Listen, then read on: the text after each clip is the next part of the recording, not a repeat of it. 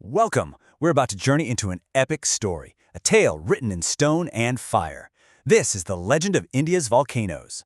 A story of extinction on a global scale, a continent's incredible journey, and the creation that followed.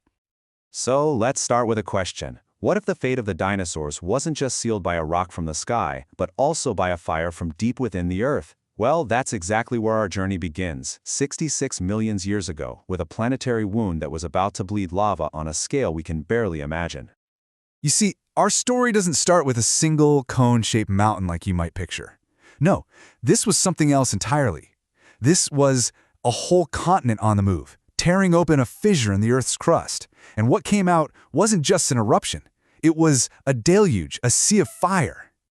Okay, picture this. 67 million years ago, the land that would one day become India was basically an island continent, and it was racing north at an incredible speed after breaking away from the supercontinent Gondwana.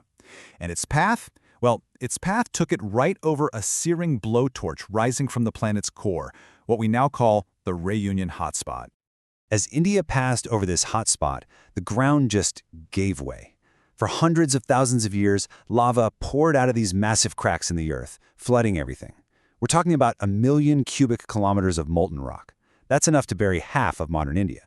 It created these incredible step-like plateaus that we call the Deccan Traps. Science names it a mantle plume, but ancient wisdom?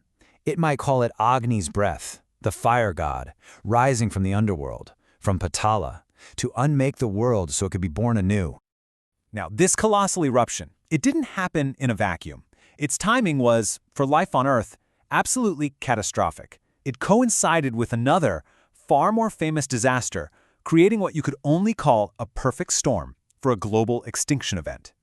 So here's the crucial point. As a massive asteroid slammed into the planet off the coast of Mexico, the Earth was already under siege from within. The dinosaurs, and something like 75% of all life, faced this devastating 1-2 punch. An impact from above, and a world being poisoned from below. The Deccan Traps pumped enormous amounts of volcanic gas into the atmosphere. All that sulfur dioxide acted like a planetary sunshade, reflecting sunlight back into space and causing global temperatures to plummet.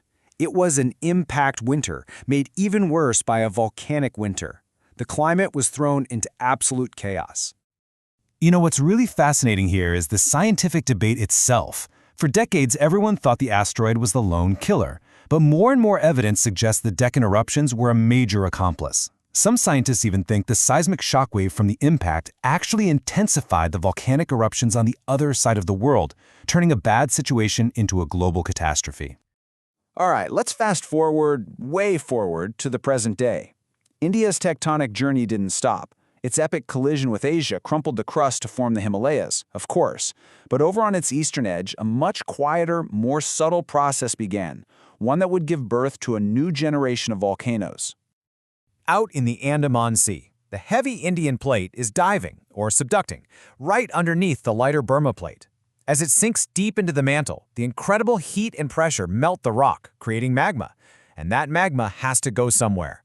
It rises to the surface, feeding India's one and only active volcanic arc.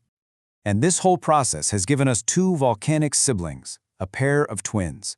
You've got the fiery, restless Barren Island, and then you have its quiet, silent twin, the dormant volcano of Narcondam. One is a spectacular display of the planet's power right now, the other is a beautiful monument to its past.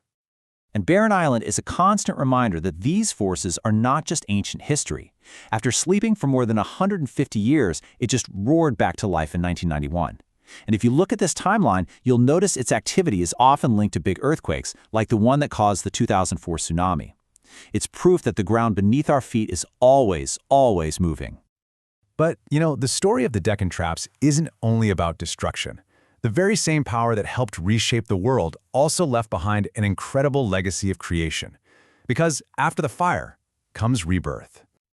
Over millions of years, those thick layers of volcanic basalt slowly weathered away, and this process created some of the most fertile soil on the planet, the famous black cotton soils that are the heartland of Indian agriculture.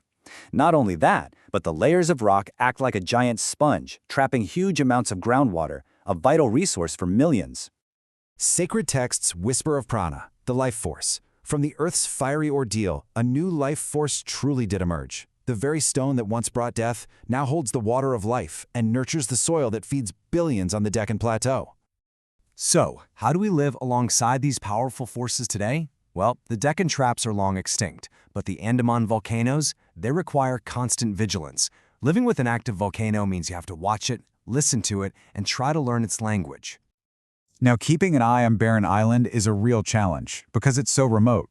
So India uses a whole combination of methods. Satellites watch from space, tracking ash plumes that are dangerous for airplanes and looking for heat signals.